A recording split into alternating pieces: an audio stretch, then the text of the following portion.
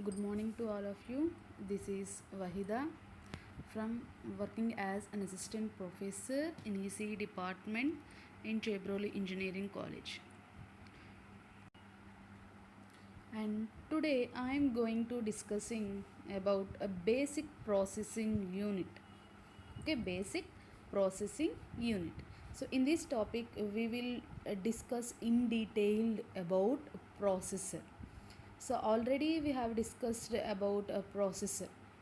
So within a processor we will have program counter, instruction register, memory address register, memory data register, and some n number of general purpose registers. Along with this we will have control unit and arithmetic and logic unit.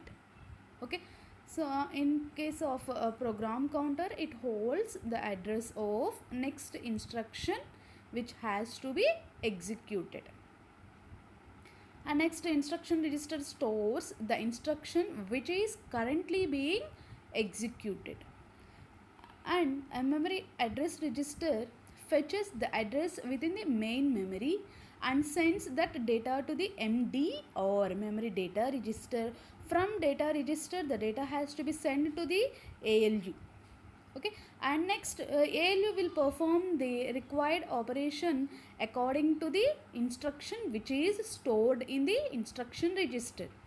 Once the operation is completed within the ALU, the result has to be sent to the memory data register. Okay, from data register the result is stored in the memory. Okay, from memory the result is sent to the output device. So this is the main operation which has to be performed within the processor, or in between memory and processor we will discuss in previous lecture. And today we will discuss in depth how this data is transferred in between processor, within the processor. In previous topic we discussed how the data is transferred between a memory and the processor. And now this topics from this lecture onwards we will discuss how the data is transferred within a processor. Means how the data is transferred from MAR to memory bus. Okay, memory, or from MDR to ALU. How the data is transferred from data register to ALU. How ALU will perform the operation. So from the ALU we will get the result. How that result is transferred to the MDR. So these all we will learn in these topics. Okay. And first we have to know some fundamental concepts. Already we will discussed in previous lectures. So in order to execute a program, so first of all program is nothing but a set of instructions. So to execute a program, first the processor fetch one instruction at a time. Okay, and perform the operation which has specified in the instruction. Okay, so suppose if we have add in the instruction. Okay, so the ALU will or the processor will perform the addition operation. If we have a subtraction instruction, the processor will perform the subtraction. So according to the instruction which is stored in the instruction register, the processor will performs the operation. Okay, so instructions are fetched from successive memory locations until a branch or a jump instruction is encountered. The processor keeps track of the address of the memory location containing the next instruction to be fetched using the program counter. Okay, so first the processor fetches the instructions one at a time in order to perform the operation. So for fetching those instructions, the processor keeps tracks the address of the memory location which is stored in the program counter. After fetching an instruction, the content of the program counter are updated to a point to the next instruction in the sequence. Okay, after fetching the instruction, the program counter will be updated with the address of next instruction which has to be executed in that program. Okay, so within a program the instructions are executed sequentially. A branch instruction may load a different value into the PC. Okay, so in case of sequence execution, the program counter will be updated with the address of next instruction in that sequence. But in case of branch instructions, the program counter may be loaded with a different values. Another key register in the processor is the instruction register. So along with program counter, we will have an instruction register within the processor. Okay, suppose that each instruction comprises 4 bytes and that is stored in one memory word. Okay, so 4 bytes of instruction is, so each instruction is has a 4 bytes information. So this 4 bytes instruction is stored in one memory word. Okay, so in order to execute an instruction, the processor has to perform the 3 steps. So any instruction, okay, so in order to execute an instruction, the processor has to follow 3 steps. The first step is, already we have discussed, the first step is fetch the content of a memory location pointed by the program counter. So what the processor has to do first step, in first step the processor has to fetch the content of a memory location. Okay, so first we have processor has to fetch the content of memory location. That location is stored in the program counter.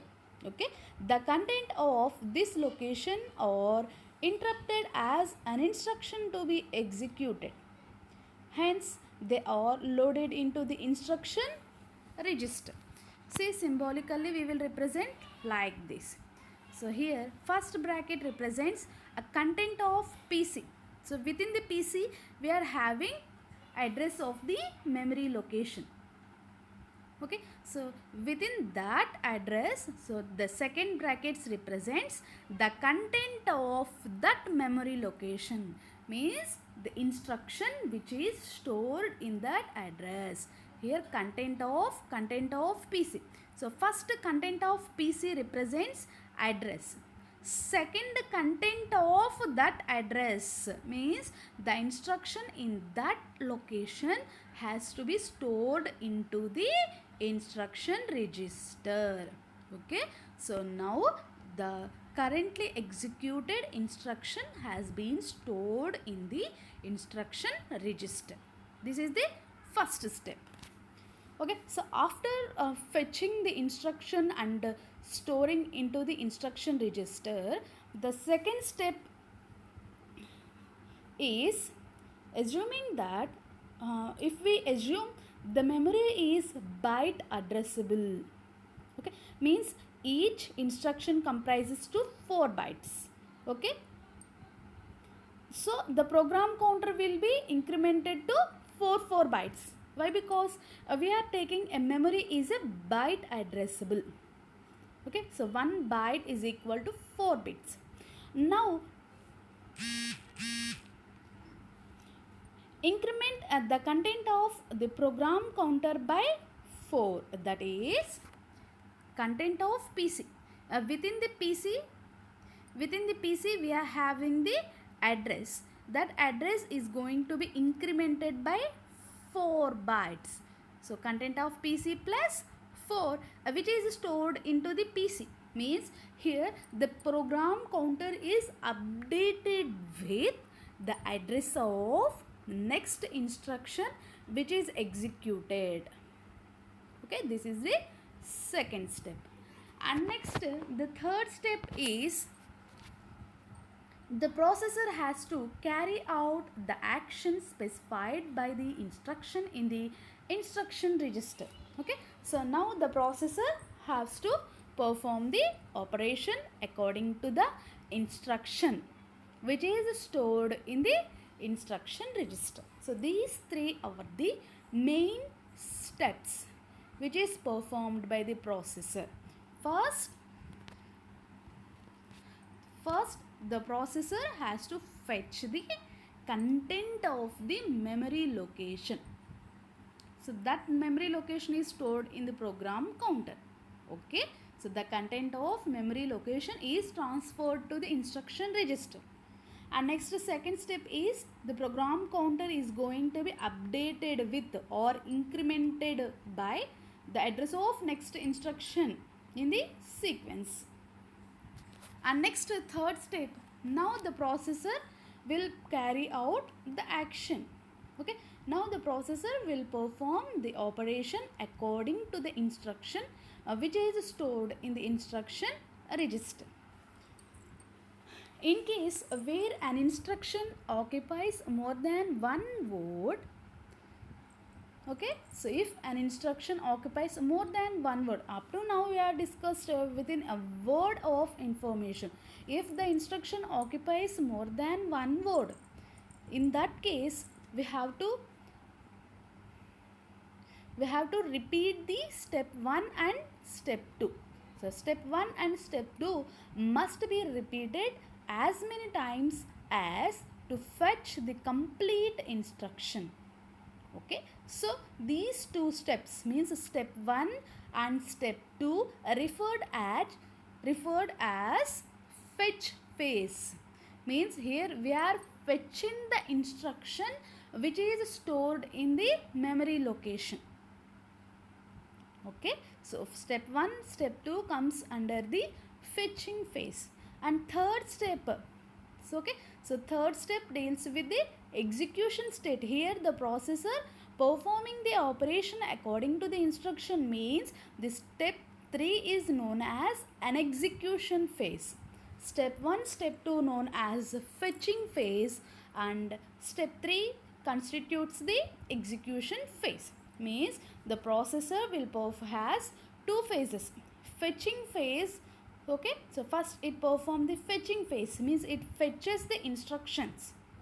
After that the processor execute the instructions. So fetching phase and execution phase.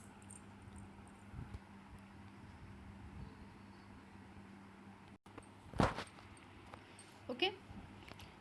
Next, in order to study these operations, these fetching phase and execution phase in detail, first we need to examine the internal organization of the processor, means internal structure of the processor. Already we know the processor contains program counter, address register, data register, general purpose registers, ALU, control unit, and n number of general purpose registers. Okay, so here first we will look into a single bus organization. Okay, so this is the internal structure of the processor. Okay, so this is the internal structure of the processor. So here we are using only a single bus. So this is the single bus organization of the data path inside a processor. So in this organization,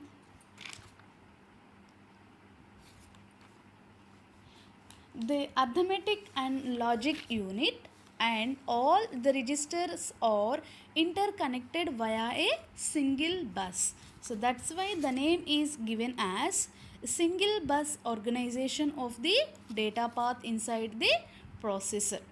Okay, so this bus is internal to the processor. Okay, here we are using, so in between memory and processor also we are having a bus. Okay, so now we are discussing about a bus which is internal to the processor and should not be confused with external bus. Okay, that contains the processor to the memory and also IO devices. So external buses means the buses which are used to connect the memory to processor or IO devices to processor, and the internal buses means the buses which are present within the processor. Okay, and next, the data and address lines of the external memory. Okay, see, so these two are the address line and data line which are external to the processor, means this address register and data register are going to be connected with a memory. So these two address and data lines, the address bus and data bus, these two are external to the bus, external to the processor. Okay, so and which are, so these are the, so these lines represents the internal bus. Okay, connected to internal processor via the memory data register, MDR.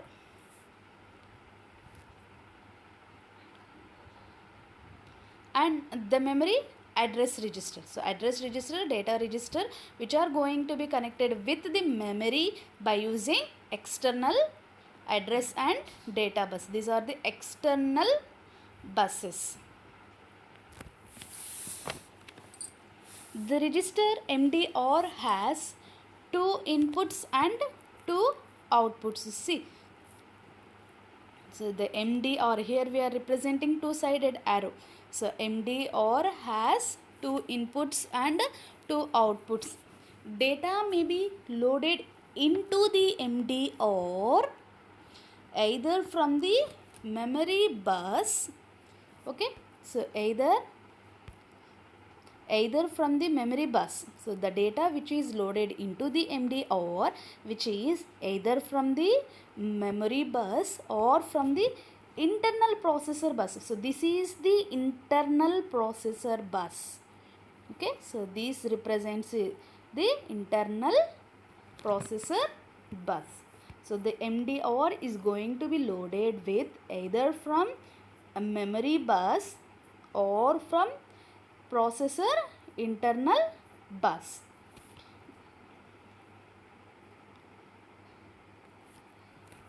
The data stored in the MDR may be placed either of the buses. Okay, so within the MDR the data is stored either from memory or internal bus. Okay, and next thing is the MDR will send the data either to the memory or either to the internal bus. During read operation, MDR will take the data from the memory bus. Okay, and next that data has to be sent to the processor internal bus. From the internal bus, the data is sent to the ALU. ALU will perform the operation. After that, we will get the result. ALU will send that result to the internal bus.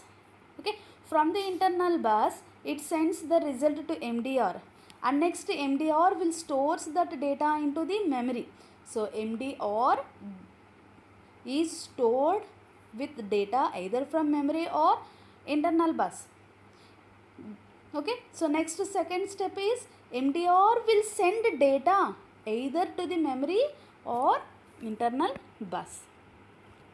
So this is about the MDR register. So the input of a memory address register is connected to the internal bus and the output is connected to the external bus. Okay, so in case of memory address register, the input is connected to the internal bus and its output is connected to the external bus.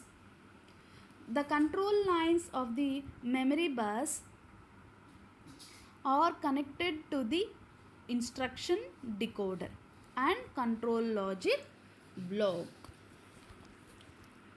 Okay, so all the control lines, so all the control signals of a memory bus are going to be connected to instruction decoder and control logic block. Okay, so this unit is responsible for issuing the signals that control the operation of all units inside the processor. So this is a control unit. Control unit is going to be control all the operations of all units which are going to be present inside the processor, and for interacting with the memory bus. And next, the number and use of the processor register. So within the processor we are having n number of general purpose registers or not to or n minus 1, vary considerably from one processor to another processor. So it's the number is going to be vary according with the processor. The register may be provided for general purpose use by the programmer. Some may be dedicated as special purpose register. Along with this general purpose register, we are having some special purpose registers such as index register and stack pointer. Okay, so 3 registers here.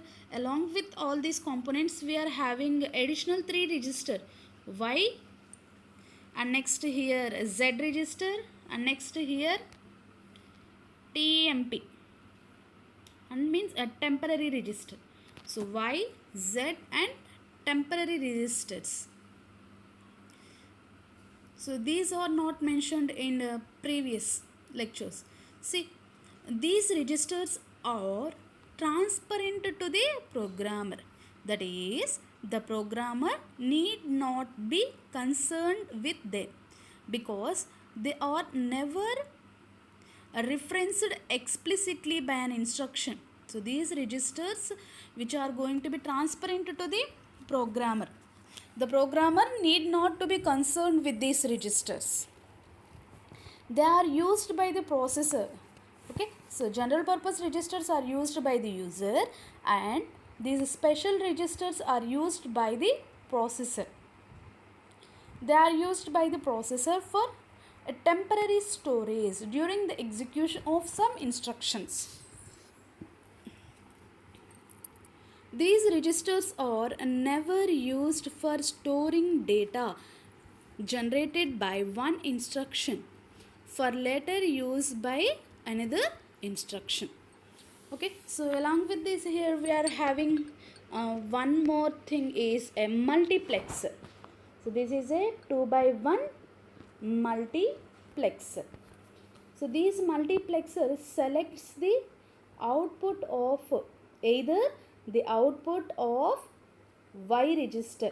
Okay, so these multiplexer selects either the output of the register Y or the content. This is a constant value 4. So this multiplexer, so if select line is 0, it selects the output of Y which is sent to the ALU, and if select line is 1, it selects the constant number 4. This 4 has to be sent to the ALU. Okay, so the multiplexer output is one of the input to the ALU. Here we are using a constant 4. So this is used to increment the content of a program counter. So if we take byte addressable, byte memory, if we consider a memory is a byte addressable, then the program counter has to be incremented by 4. So okay, so in order to increment this program counter by 4, so for this purpose only we are taking a constant 4. So the constant 4 is used to increment the content of the program counter.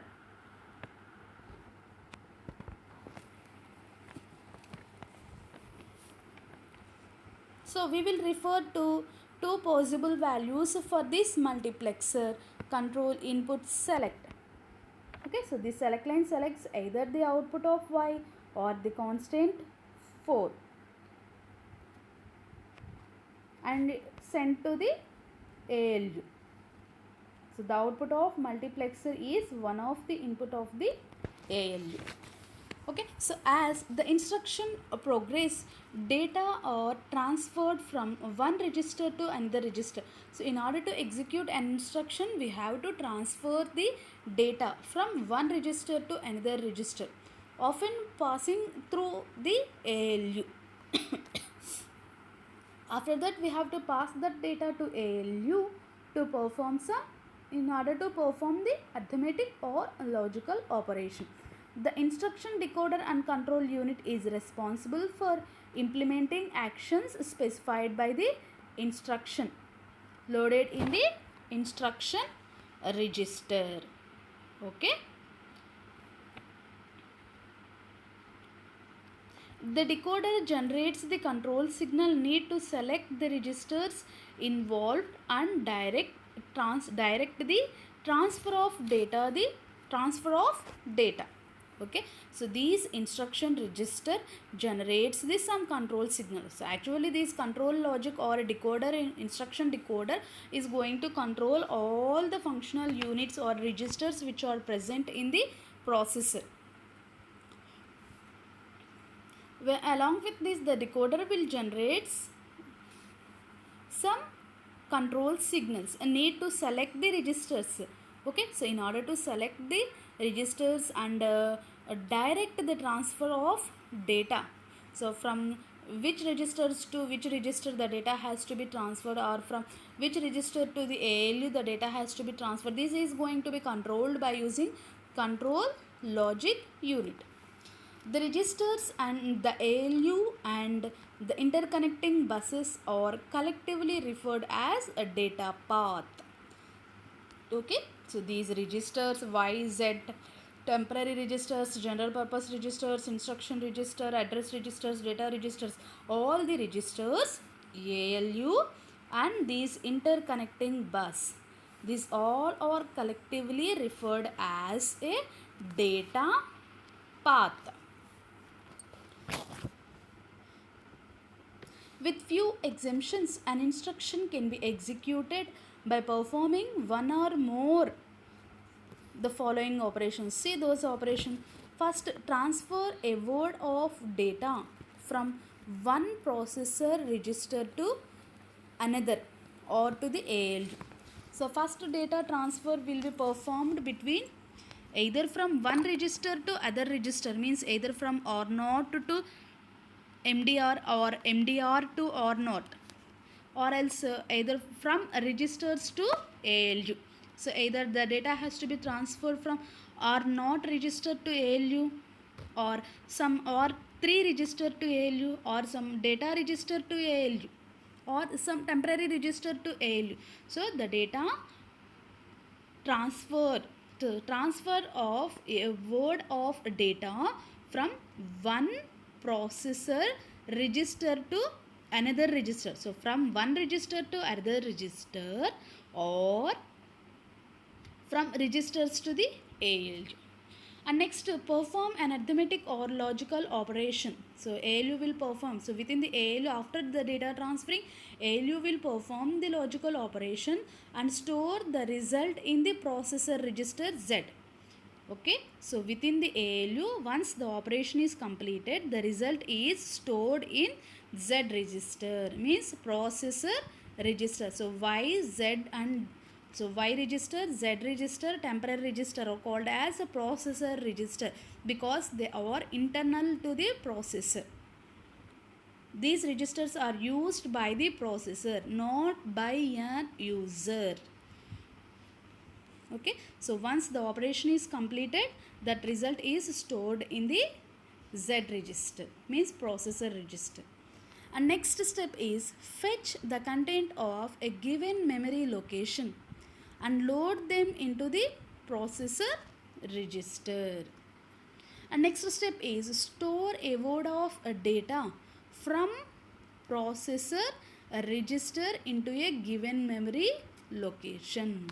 So once the result is stored in this processor register Z, okay, so it is sent to the internal bus. From the internal bus, the data has to be, means that result has to be sent to the data register. So from the data register, that result is going to be stored in the memory location. That location is given by memory address register. Okay, so this is the main operation, means internal, how within the processor the data has to be transferred.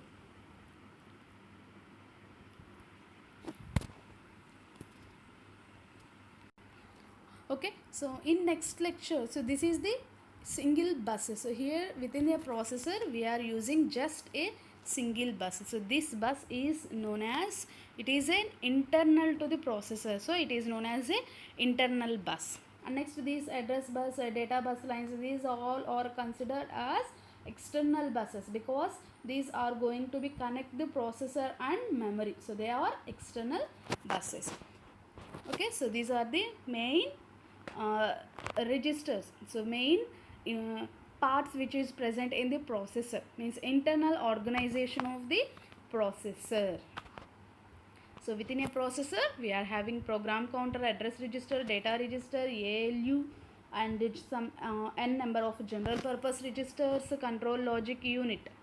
Okay, so along with these, here we are having an additional processor internal register, means processor registers Y, Z and temporary register. These are the processor internal registers. So these three registers are used by the processor, not by user.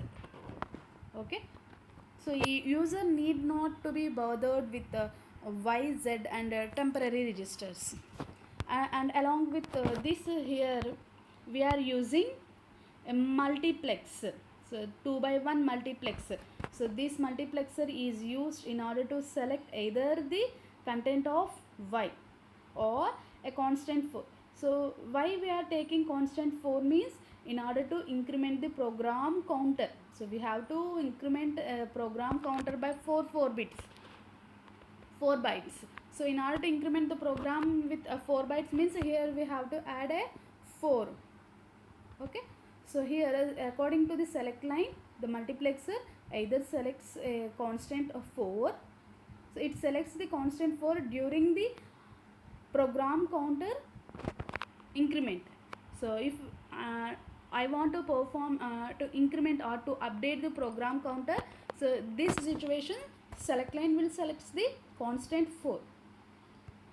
Okay, so in remaining operations, the select line will be gets 0 and it selects the Y, and that is sent to the one of the input to the ALU.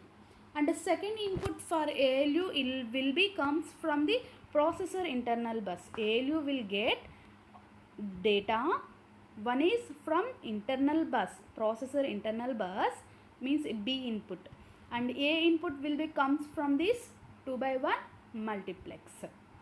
Okay, so after ALU will perform the operation according to the instruction which is stored in this instruction register, we will get the result. After getting that result is going to be stored in the Z register. From Z register, the result is sent to the internal bus. From the internal bus, the data is sent to the, means result is sent to the MDR. From MDR, the data or that result is going to be stored in the memory location which is stored in the MAOR. Here instruction decoder and control logic unit is going to control all the functional units which are going to be present within the processor. Okay, so this is the main operation which is performed in the processor, within a processor. So in next topics, in next lectures, we will discuss in detail how the data is transferred between the registers. So just simply we told a transfer of a word or a data from one processor register to another processor register, or from register to ALU. How that data is going to be transferred? How the data is transferred from suppose from Z register to MDR, or from R0 register to MDR, or from MDR to R0, or from R0 to R1. So either from one register to other register, or from registers to the memory, how the data is going to be transferred, we will be discussed in upcoming lectures. So this is just a brief introduction about how the data is transferred within a processor. So what is the main internal organization of the processor? Okay, so in next lectures we will discuss in detailed how that data is transferred, how the data is transferred from some register R1 to R4 register or from registers to the ALU, how the data is transferred. Okay, and next how the ALU will perform the operations. Okay, how that result is stored in the Z, how the result is transferred from processor register Z to the MDR. We will discuss this all in our next lectures. Okay, thank you.